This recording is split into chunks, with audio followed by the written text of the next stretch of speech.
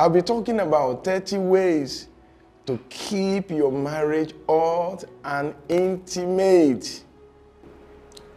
If you really want the best marriage, the best tantalizing home, what you're supposed to do is, number one, keep on having intimate talking time.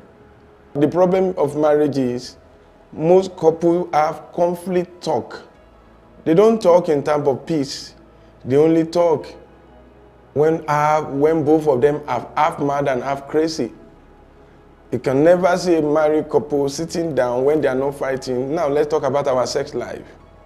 Are you enjoying me? What do you want? How do you want it? How many times do you want it? They don't talk about that. But when they are fighting, don't touch me, don't do this, and they begin to fight. And one funny thing is, it can be so stupid, but it's real. A couple can be fighting about the same issue for 30 years. Another thing you need to do to keep their marriage hot and sizzling is continuous dating. An average guy and girl that want to marry each other, you see them in the tree, they go out together hand in hand, you see them in the beach, you see them in the cinema, you see them, let them say, yes, I do. Suddenly that will stop. And let me say this one to you. Immediately you stop fun in your marriage will never be funny again.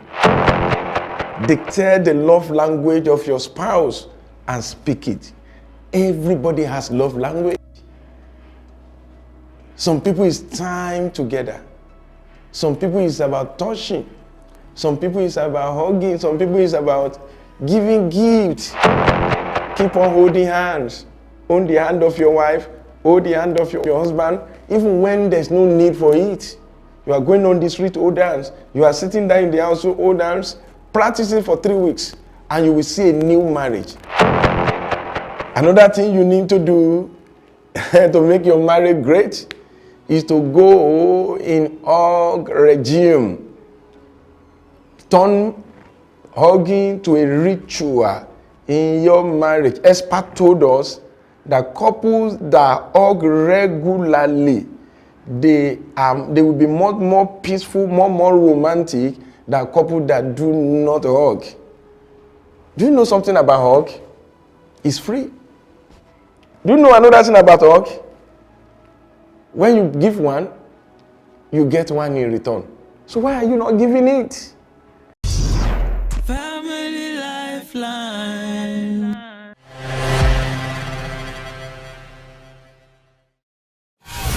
You are welcome to Family Lifeline. My name is Bisi Adewale. This episode is a unique one. It's a continuation of what we did last week when I spoke about 30 ways to keep your marriage hot and intimate. In that episode, I spoke about 10 of them, 10 ways to keep your marriage hot and sizzling. So in this episode, I'll be picking another 10. If you missed the one of last episode, please go to my YouTube channel at Bisi Adewale. You will be able to get all the 10. I will be talking about 10 of them this week, and next week I will be talking about another 10. I want you to get all the 30 together. Get them. Make sure you and your spouse, you watch them together. Put them into practice. I am assuring you, if you can do all these 30 things, your marriage will be the best. And one thing about all these 30 points is they are less costly. Most of them, you don't even spend anything, and you get everything out of them. So you are welcome. I'll be back shortly to tell you all these 30 things you need to do. You are welcome. Family Lifeline. You are welcome back. So I will be talking about these things, 10 of them today out of the 30. Number 11 now. Number 11 is have sex like newlywed. Once in a while, as a married man and woman, just create time to Sleep together as if you are newly wedded. At times you can go on in hotel for it. At times you can even be in your house. Just have fun. Just have time for each other. Pre-arrange one. Pre-discuss one. When you do it often, it renews your marriage. It remolds your marriage. It rejuvenates your marriage. It brings out old passion. It is not about fighting each other before you can sleep together every day of your life. It kills your marriage instrumentally. Be careful. Number 12. I spoke a little bit about this last week, but in another dimension now. Be playful intentionally. Be playful with end point in mind.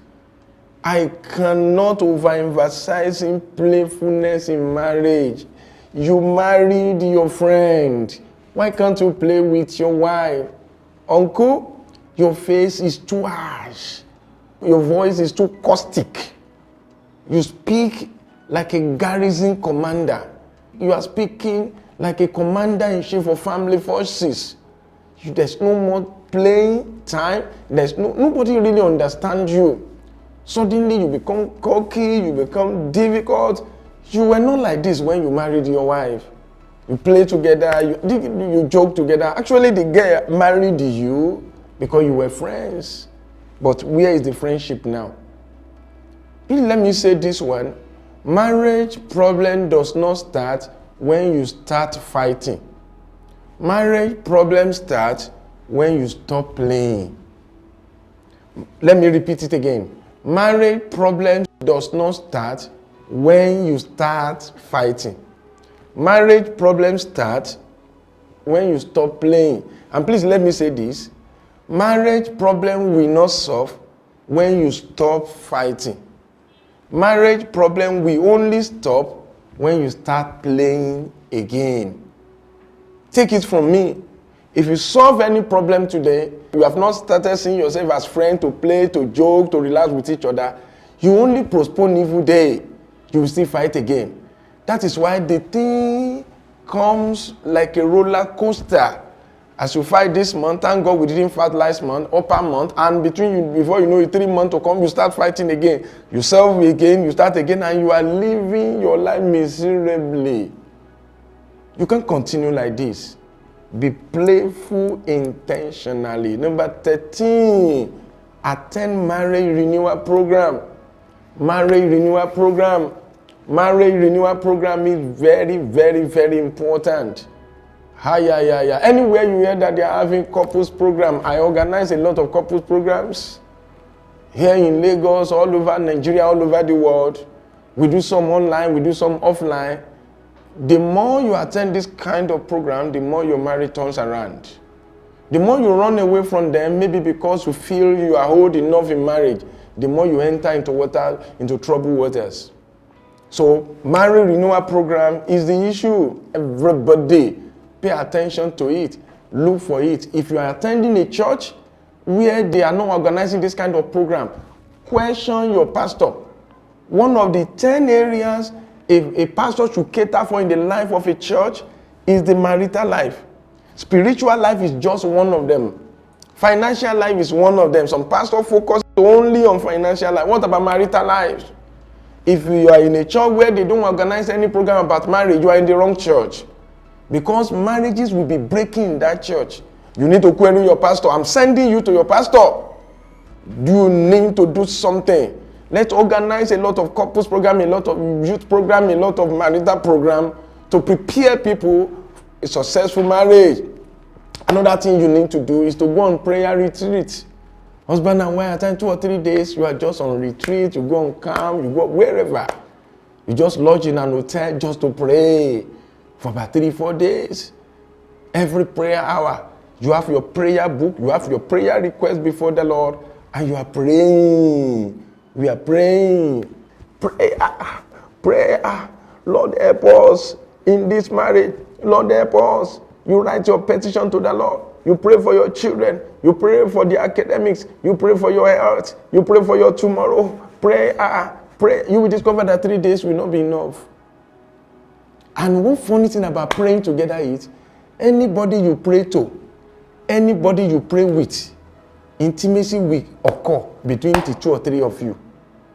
If you always pray to God, you become intimate with God. If you always pray with your spouse, intimacy will develop. So pray to God, pray with your spouse. Intimacy toward God, intimacy with your wife. Wow, what a great thing that will happen in that marriage. Number 15, go on romance retreat. I just told you to go on prayer retreat. Yes, that is one side.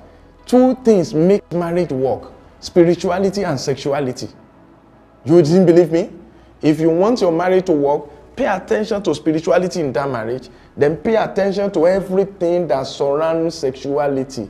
Romance, playing together, talking together, having sex, many things that surround sexuality. When you handle your spirituality rightly, you handle your sexuality rightly, result will be a super marriage. You see, most of the time we make these mistakes. Where some couples, they pay attention to spirituality, they neglect sexuality, they will fail. Where some couples, they pay attention to sexuality, they neglect spirituality, they will fail. We have some couple, we call them careless couple. They don't pay attention to sexuality, they don't pay attention to spirituality. They are the one you see in the divorce courts. They are the one you will see in divorce court. It's not therefore. My wife is bad, my husband is bad. It's because you are careless on what matters. So at times you just go on romance retreat, have sex with joy, babe together, play together. In those kind of 3-4 days, it's a secondary honeymoon. Then your marriage will come out in a new gold. Any money you spend on that, you are going to get it back. Number 16, listen to marriage messages together. Thank God for this kind of program. You've been watching it. Make sure you put it in your reminder, on your phone, on your tablet, everywhere. Make sure you and your husband, you watch it every week. Call everybody around you. Put it whichever the channel you are watching me for now. Make sure you get addicted to it. The more you watch it, the more you are reminded of things you knew before. The more you are told new things. When you balance the two together, your marriage is never the same. Go online, get marriage program, marriage messages, and make your marriage better. I will be back shortly to tell you more about this. Family Lifeline. You are welcome back. Another thing you need to do to make your marriage better is to attend marriage school together. Did I say school? Yes. Gone are the days when people say there is no school for marriage. They are deceiving you. There are many marriage schools online today. Go on Google, go everywhere, go and Google it, go and check it. Call the number on your screen to ask for my own marriage schools where we have 78 courses. I have a particular couple that just graduated from our school. They've been married for 40 years before they came to the school. They came to me, they said, so we've been suffering for 40 years. Now they are our mentee. Baba, grandpa and grandma, they are all over us now. You will always see them in our program. They said, so we've been suffering for these years. Now they came after 40 years of battle. Now they enter into another 40 years, according to them, of joy. So there's no time. You have known it too much that you cannot learn.